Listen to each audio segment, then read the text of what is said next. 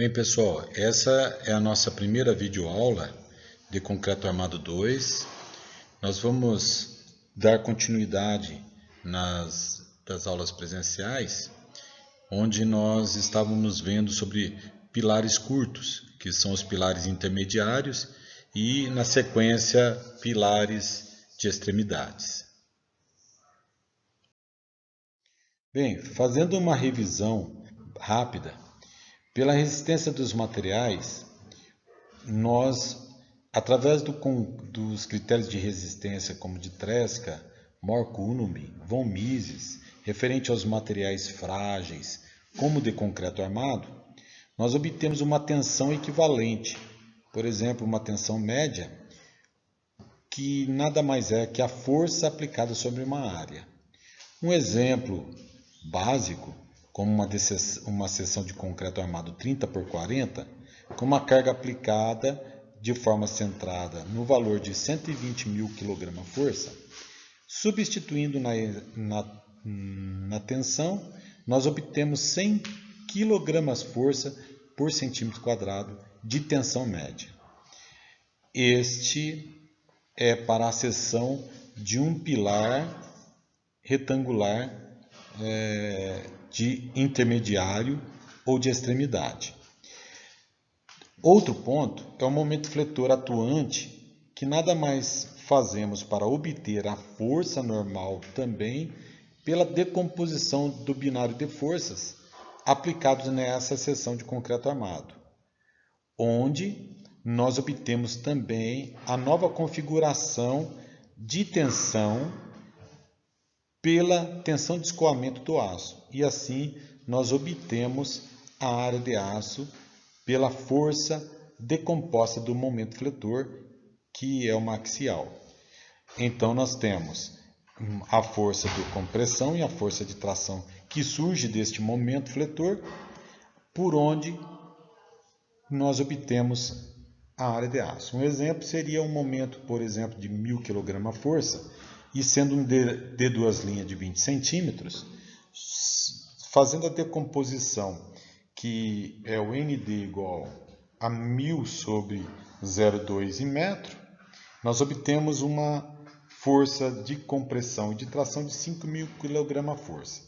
Utilizando o aço CA25, que ele tem uma tensão característica ao escoamento de 2.500 kg por centímetro quadrado, nós temos que fazer a ponderação pelo coeficiente de 1,15 para encontrarmos a tensão FYD. Substituindo assim, nós obtemos uma área de aço de 2,3 centímetros quadrados, que se refere a 2 ferros de meia. Poderia ser uma configuração aqui e aqui. Vamos então iniciar com exemplos numéricos. Os exemplos numéricos a seguir são de pilares intermediários, biapoiados na base e no topo, de nós fixos, contraventados e sem forças transversais atuantes. Os cálculos serão feitos em função dos momentos fletores solicitantes e, a título de exemplo, serão feitos também em função das excentricidades segundo as seções de extremidade intermediária, como vamos mostrar nos desenhos. Os seguintes dados são comuns em todos os exemplos que daqui para frente nós apresentarmos. Nós vamos utilizar, como neste primeiro exemplo, o concreto C20, o aço CA50, um de linha de 4 centímetros e coeficientes de ponderação γC, γF igual a 1,4 e γS igual a 1,15. Vamos então para o enunciado. Dimensionar a armadura longitudinal vertical do pilar considerado no desenho abaixo. Nós temos como dado que a força característica é de 785 kN, seção transversal da coluna 20 por 50 centímetros, que resulta numa área de concreto de 1000 centímetros quadrados. O comprimento equivalente de flambagem LEX vai ser igual para LEY nas duas direções, igual a 280 centímetros. Então, o esquema estático da coluna é como que rotulado, em fixo. LEX igual a LY de 280 centímetros. A seção no plano normal HY, na direção de Y, vai ser 20 centímetros. No sentido de X, HX será 50 centímetros. Uma seção em planta, vista à esquerda, nos diz que existe um esquema de uma viga faceando o pilar e uma outra viga na transversal, no sentido de 50 centímetros, exatamente coincidindo com seu eixo de gravidade. O esquema estático, na situação, a posição do pilar em relação às vigas, vínculos na base e no topo nas direções de X e Y, dimensões da seção transversal e situação de projeto, é como indicado no lado direito aqui da seção transversal. Uma observação neste exercício é que a situação da posição do pilar em relação às vigas aqui, nós temos que uma real excentricidade na viga da vertical em relação à horizontal. Porém, o exemplo, se nós formos fazer uma análise do NK, nós teríamos que pegar a reação da viga vertical, posicionar em relação ao centro de gravidade 1 e encontrar a equivalente posição real de centralização da carga em relação à da horizontal, a reação da viga horizontal. O peso dessas duas depende muito em relação da reação da viga, das 4 vigas que chegam, e assim se define a real posição de NK no centro de aplicação de carga resultante sobre a seção. Porém, nesse caso, nós vamos admitir que ele está centralizado, porque o exercício já determinou isso, por um motivo já estudado, chegou à conclusão de que a resultante de ND está no centro do pilar. Vamos para a solução do nosso problema. Para solucionar os pilares, nós temos que definir x e y e analisar essas duas direções e encontrar qual é a situação mais crítica do pilar em questão. A armadura longitudinal se resultará do cálculo segundo a direção da menor rigidez do pilar, que neste caso é a direção y, e a título de demonstração, para não se estender muito a solução, mas que poderíamos verificar, seria a direção x. Primeiro passo, esforços solicitantes. A força normal de cálculo é dado por ND, que é igual ao γN vezes o γF vezes o NK.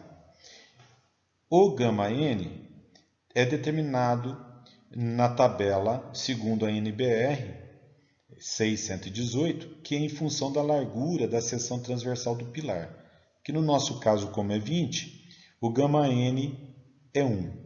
Tratando-se de um pilar intermediário, não existe momentos fletores e excentricidades de primeira ordem, em ambas as direções. Não foi solicitado isto no exercício, porém, se no projeto houvesse, teria que ser considerado essas excentricidades e esses momentos fletores.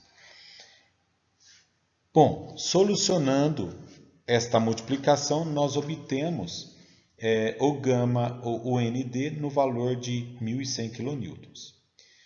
Próximo passo, índice de esbeltez.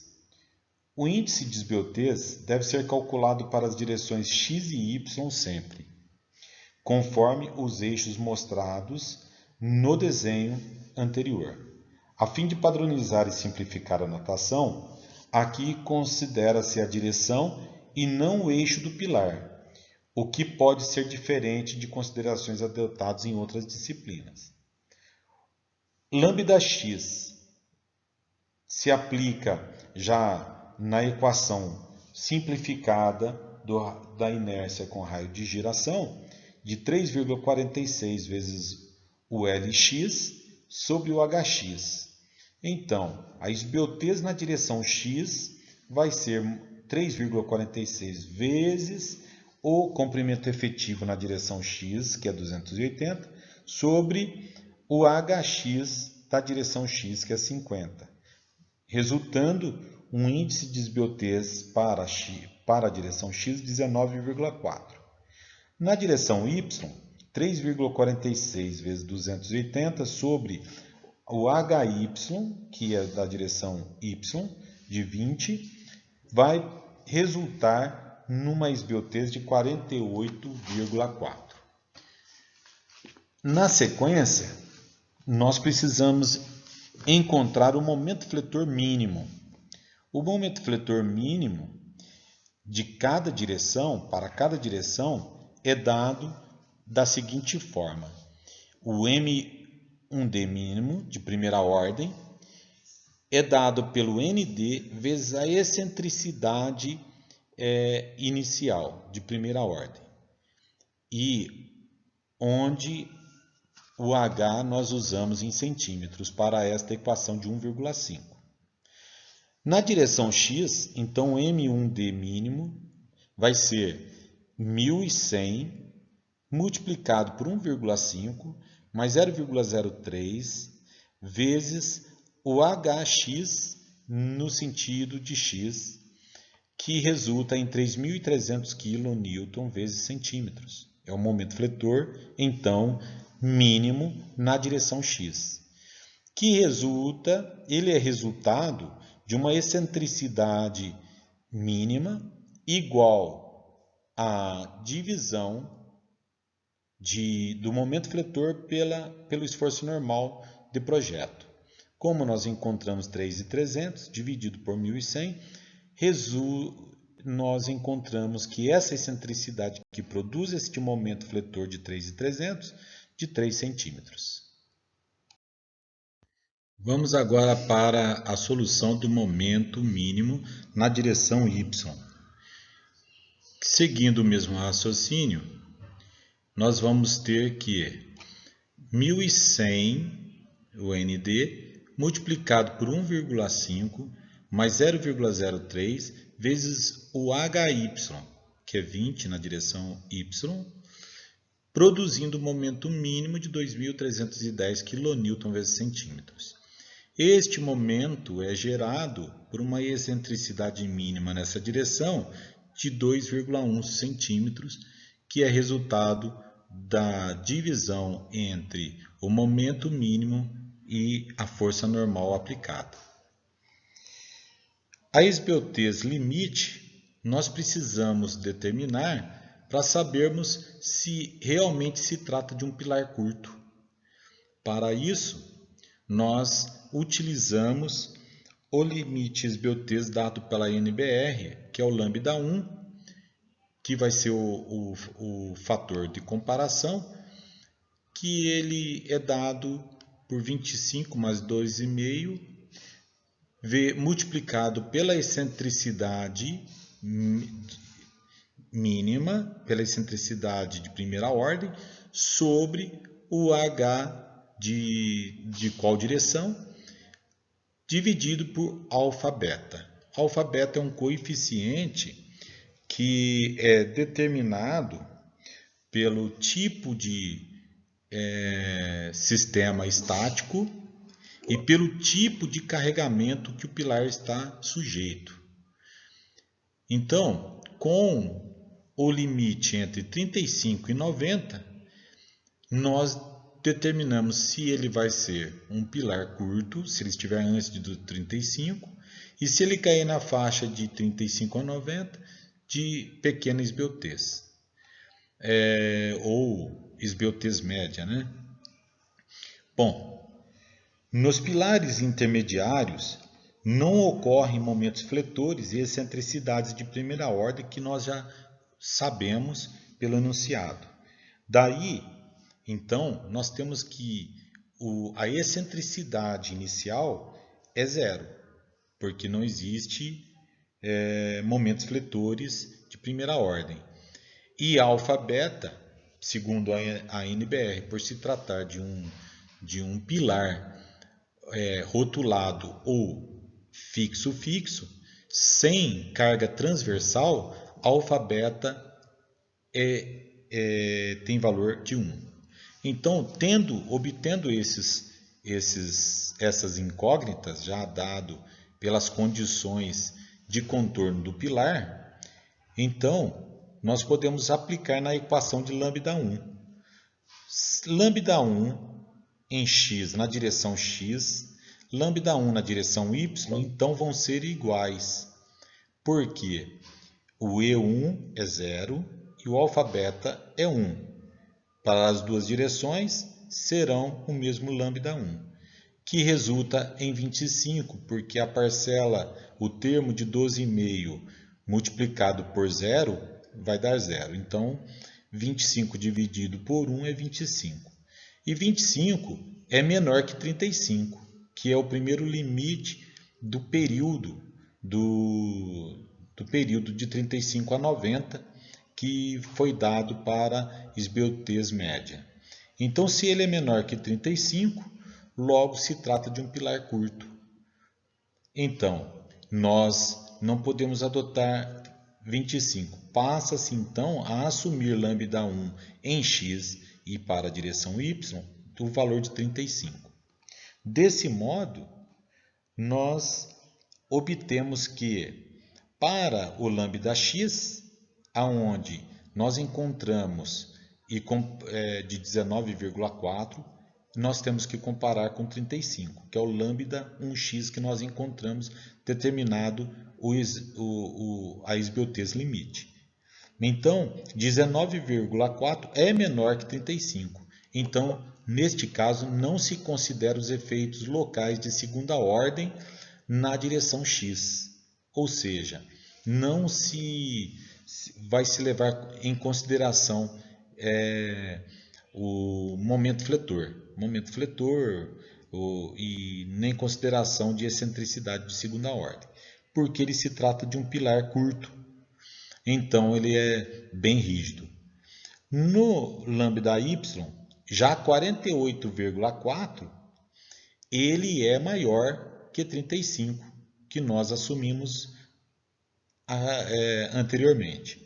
Então, ele sim, nós devemos considerar os efeitos locais de segunda ordem nesta direção.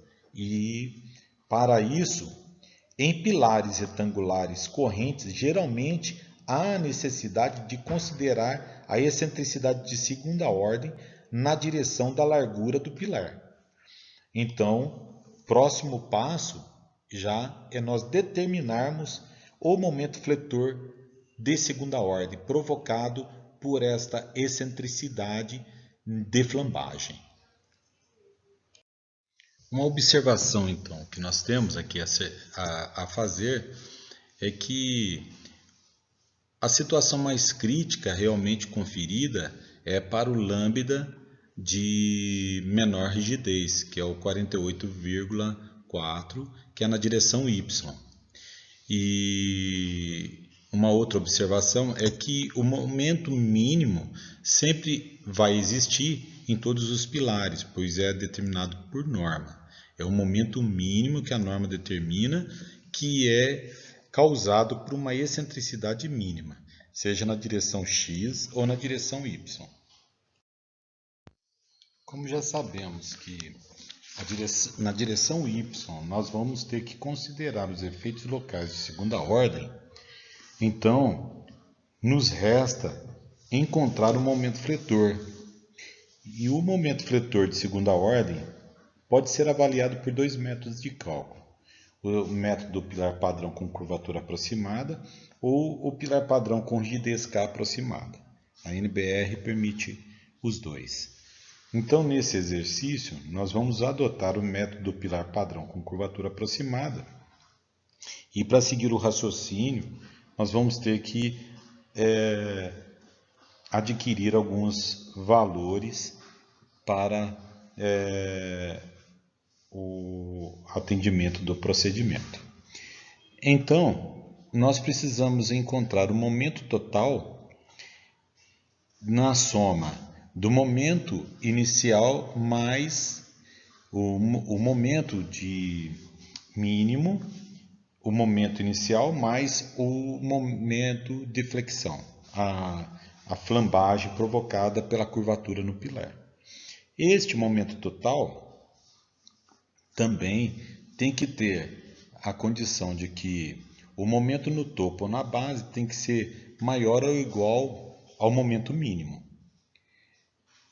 E a soma dos momentos, ele tem que ser ainda maior ou igual a um ou outro.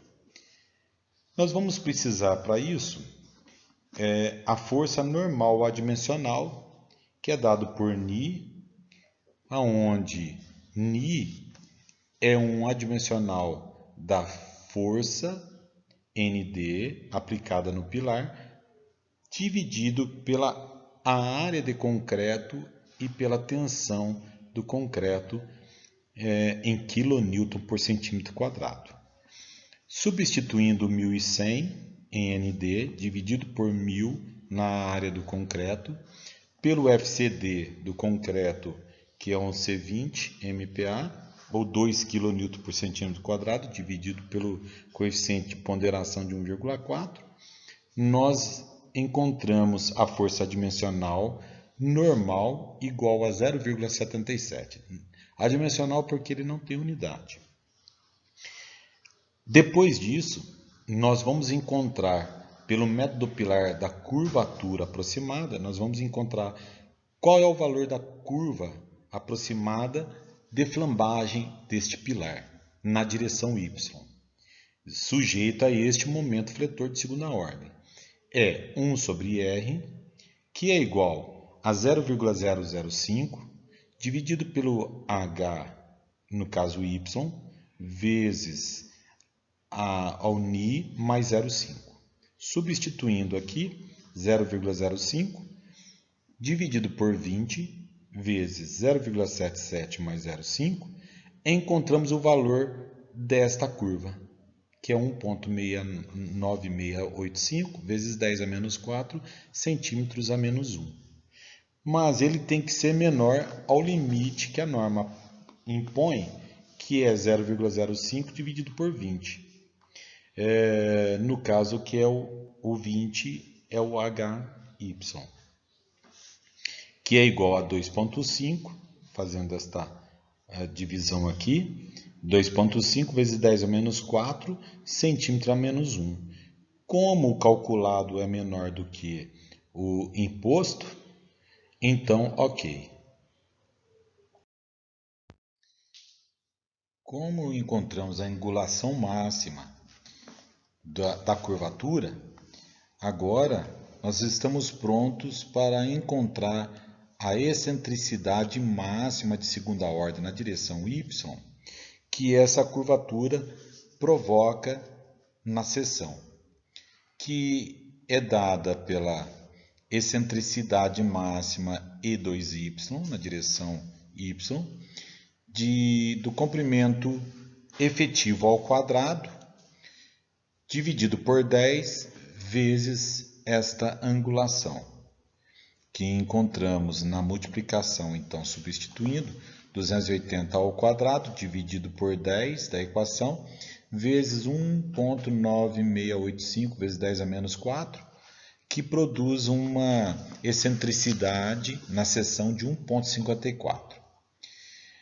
Com alfa beta de 1 que nós já tínhamos determinados, E fazendo o MD1 igual ao MD mínimo igual em cada direção, porque não existe momento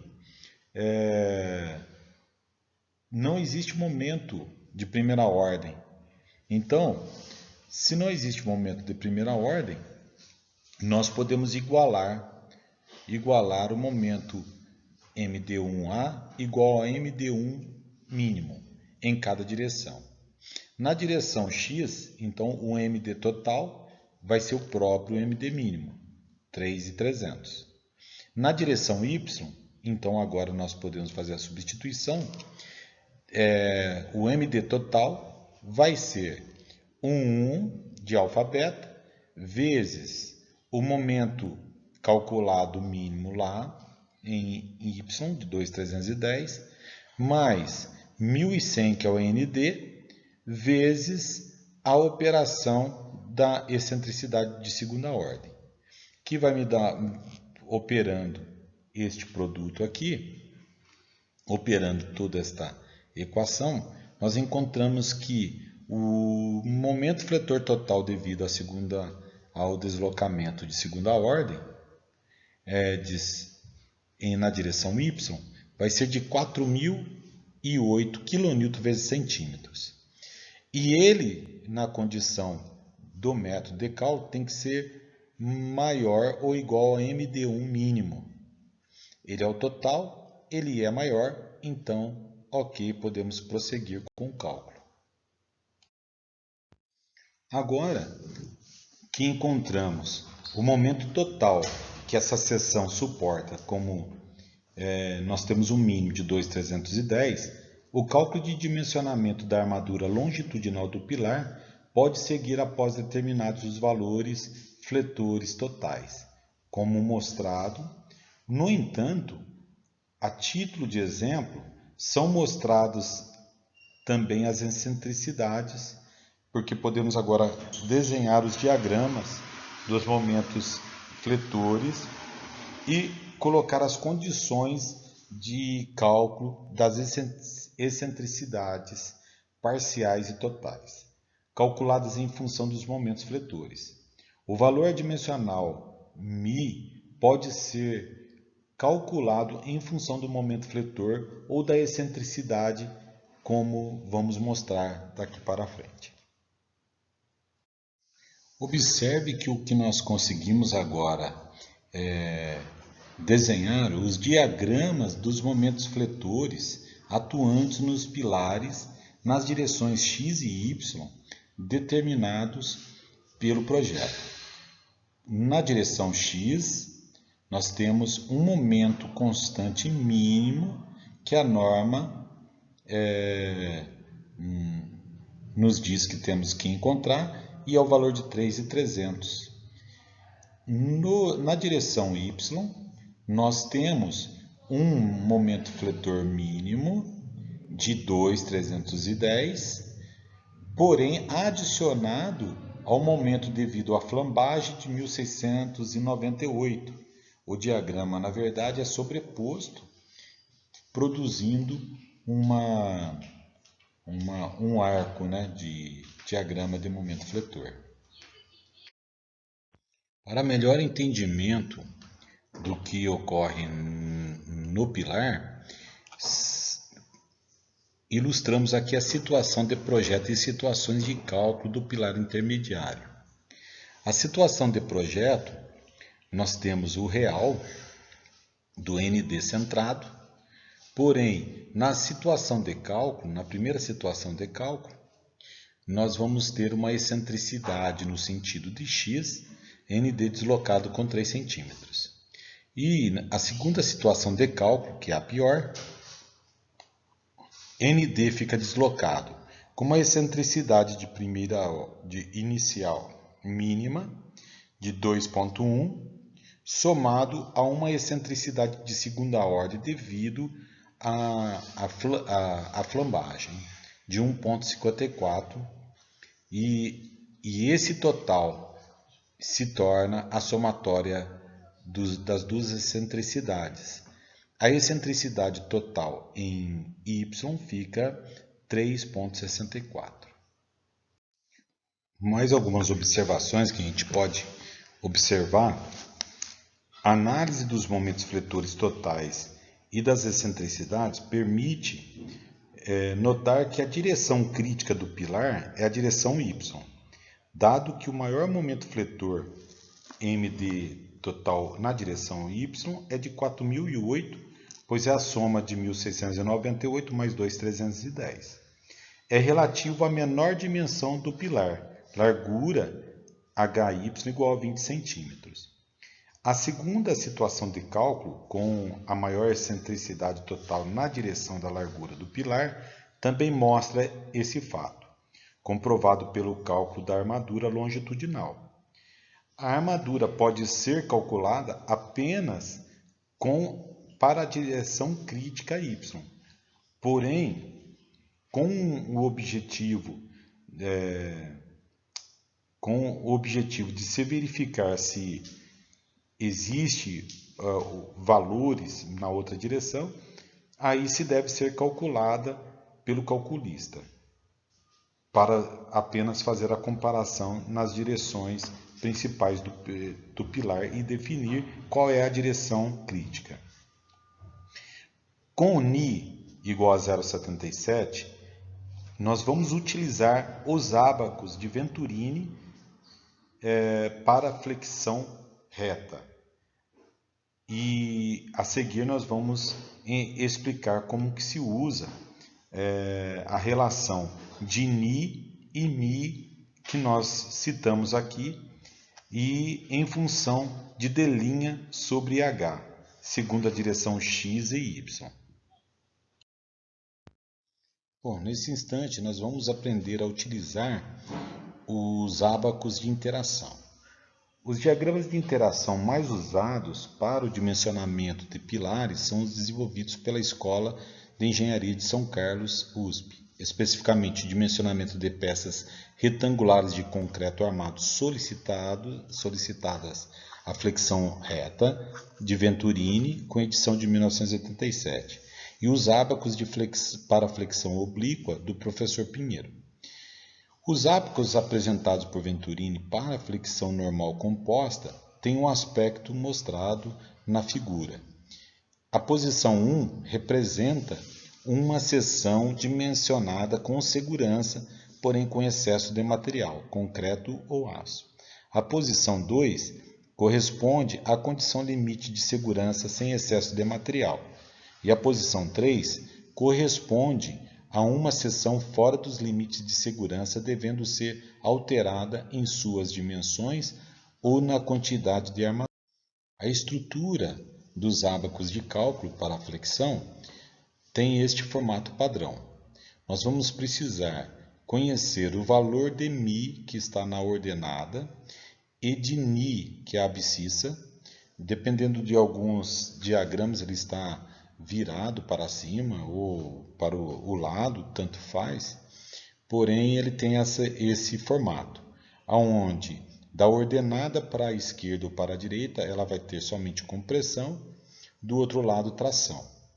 Nós vamos conhecendo Ni e Mi, que é o fator adimensional de Ni para a força normal, e Ni é o coeficiente adimensional para o momento fletor.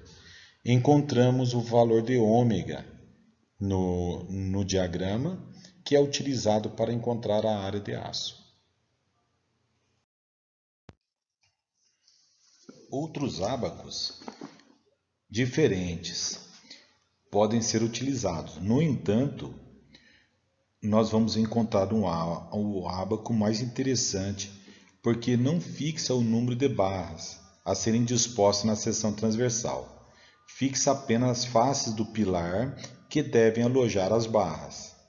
Neste caso, se proporciona que as barras sejam distribuídas do lado maior do pilar.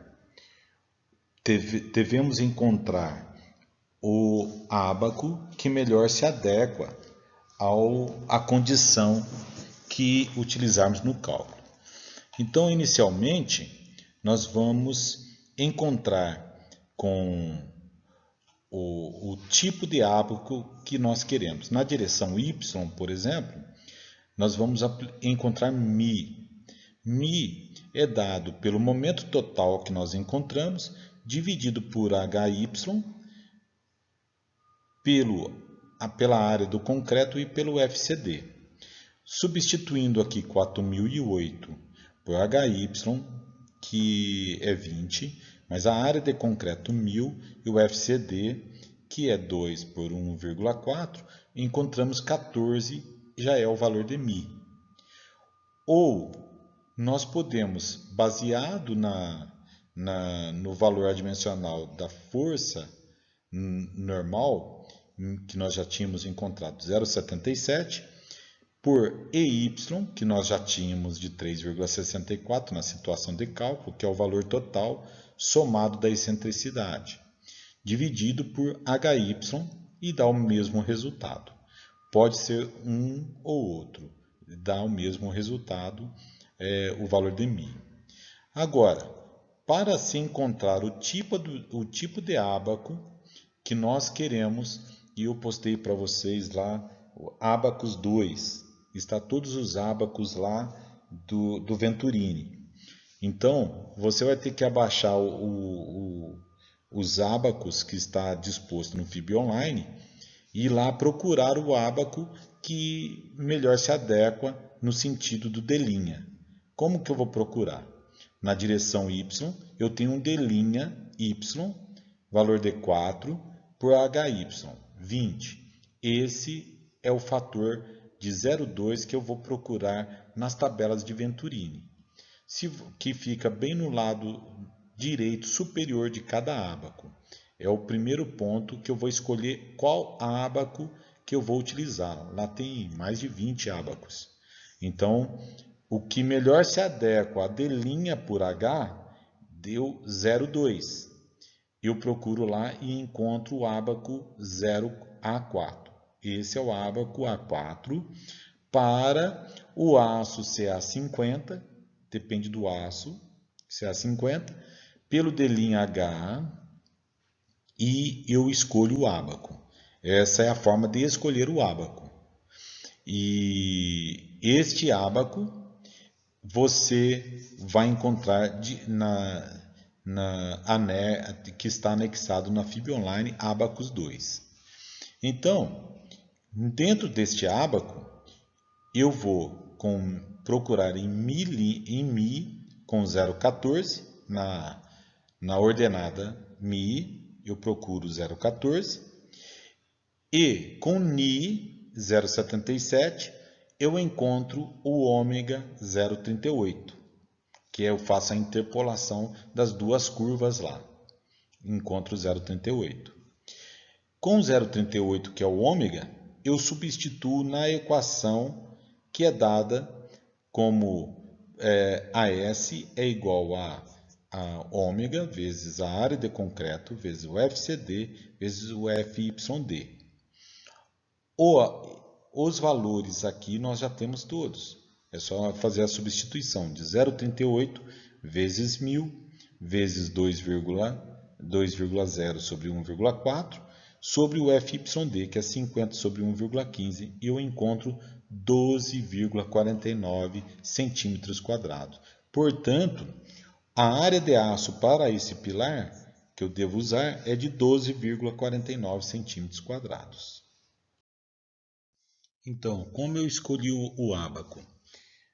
Em função do valor de D' sobre H, eu procuro o valor de 0,2. O tipo, depois eu tenho que olhar qual tipo de aço eu estou procurando, é o CA50A.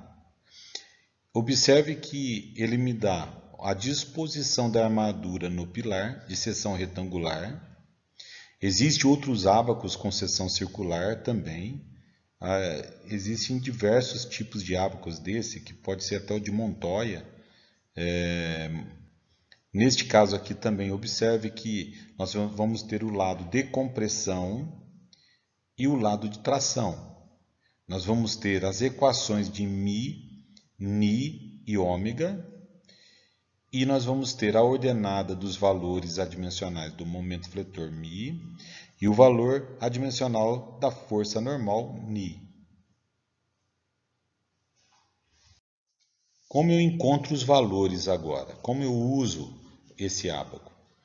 Com o valor de μ de 0,14, eu vou caminhar na ordenada de μ e encontro o valor de 0,14. Com o valor de 0,77 em Ni, eu caminho na abscissa e encontro Ni de 0,77. E no quadro eu vou encontrar as paralelas até o ponto entre as curvas de 0,40 e um pouco antes 0,30. Eu faço uma interpolação, subjetivamente encontrei 0,38. Então, o ômega meu vale 0,38. Se você perceber que cada curva é o correspondente de ômega que traz a taxa de aço para este tipo de pilar. Bom, concluído o exercício, porque obtemos já a área de aço, nós com a tabela 13A disponível lá nas planilhas Excel, nós encontramos diretamente qual bitola de aço e a quantidade. Surgem duas configurações, das mais econômicas, que é próximo ao valor de 12,49 cm², que é 4 φ de 20 ou 10 φ de 12,5. Porém, é bom nós verificarmos qual é o AS mínimo e o AS máximo. O AS mínimo 1 de 0,15 ND sobre FY dá 3,8. O AS mínimo 2 é 4%, 0,4% da área de concreto, dá 4 cm². Como nós temos 12,49, é maior que isso. E o AS máximo permitido é 8% da área de concreto, que daria 80. Então está ok.